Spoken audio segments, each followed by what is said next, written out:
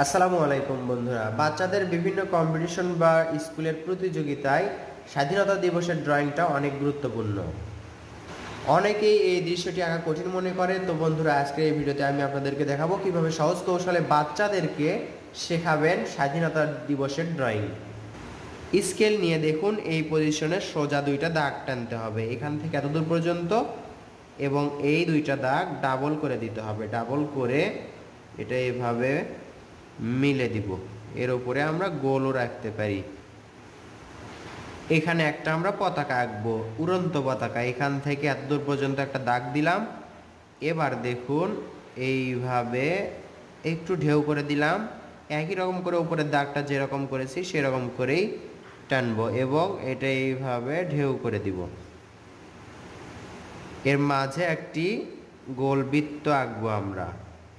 গোল বৃত্ত আঁকলাম, সুন্দর একটি পতাকা হয়ে গেল। আপনারা যেই দেশের হন সেই দেশের পতাকা আঁকলেই স্বাধীনতা দিবসের ড্রয়িং হবে।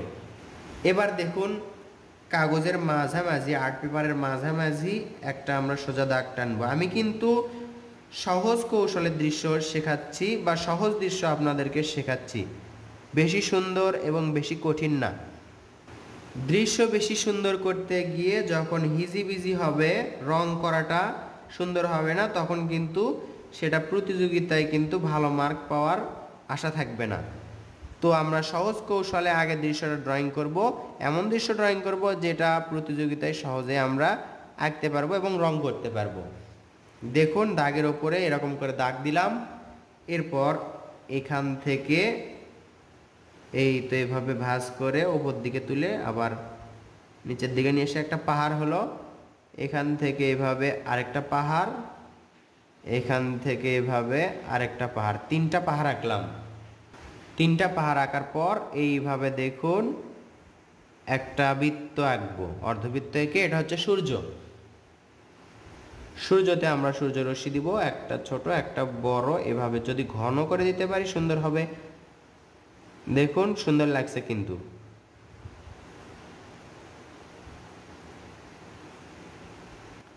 আকাশের কাজ শেষ।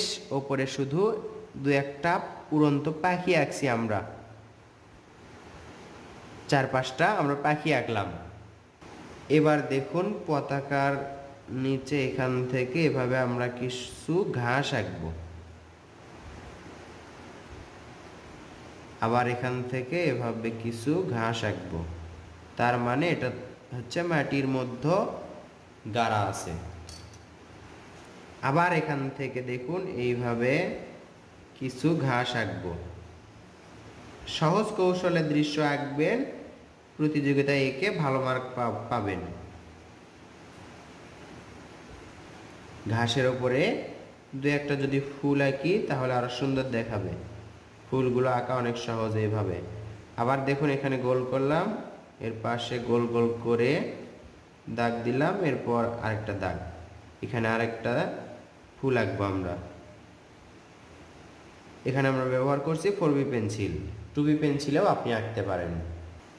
আমরা এখান থেকে এভাবে করে একটি সোজা দাগ, এভাবে করে আরেকটা দাগ টানবো। টানার পর দেখুন এটা একটু ডাবল করব। ডাবল করার পর এটা হচ্ছে পার হলো।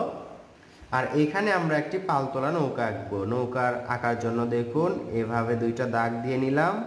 দেওয়ার পর নিচে এইভাবে ঢেউ আঁকলাম, অর্থাৎ নৌকাটা পানির মধ্যে আছে। এখান থেকে একটা দাগ দিলাম। এরপর এত দূর পর্যন্ত নিয়ে এসে এই তো এটা ঘুরে ওপর দিকে ভাঁজ করে দিলাম এভাবে। এরপর এখানে একটি ছই আঁকলাম, নৌকার ছই আঁকলাম। এরপর এখানে একটি পাল আঁকবো। দেখুন এইভাবে একটা দাগ, আবার এইখানে আরেকটা এইভাবে দাগ, এটার সাথে এটা এবং এটার সাথে এটা একটা সোজা দাগ এই বরাবর দিলাম।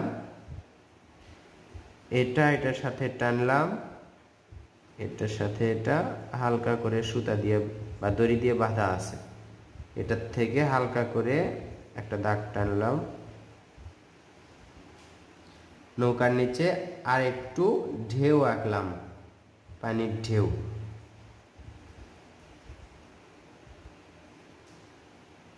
দেখুন বন্ধুরা, আশা করছি এই দৃশ্যটা আপনি নিজে আঁকতে পারবেন। নিজে আগে শিখে তারপর বাচ্চাদেরকে বা অন্যদেরকেও শেখাতে পারবেন।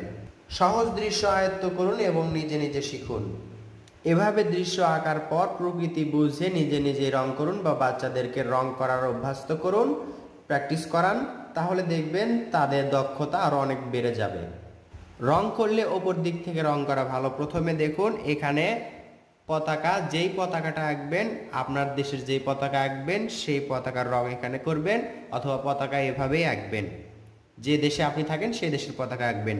এরপর দেখুন আকাশে হলুদ রঙের মতো দিতে পারেন, অথবা নীল রং বা আকাশি রং দিতে পারেন। এরপর দেখতে পাচ্ছেন এটা লাল রং করতে পারেন, লাল রং করলে সুন্দর লাগবে, অথবা কমলা রং করতে পারেন। এরপর এটা কি করতে পারেন, দেখুন এই পাহাড়ের রংটা সবুজ করে দিতে পারেন, যেহেতু যদি বাংলাদেশে থাকেন প্রকৃতি বুঝে যদি সবুজ দেন তাহলে সুন্দর লাগবে।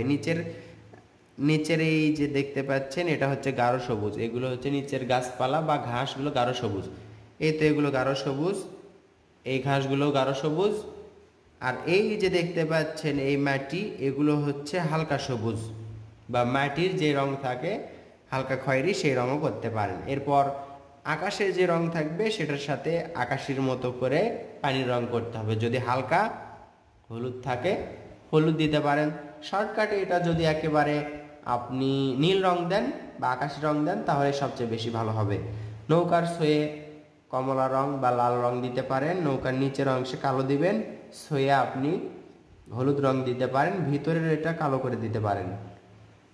এই তো এই মোটামুটি দৃশ্য আকাশ শেষ করে রং করলে সুন্দর লাগবে। ভিডিওটি কেমন লাগলো কমেন্ট করে জানাবেন। দেখা হবে ইনশাআল্লাহ নতুন ভিডিওতে। আসসালামু আলাইকুম।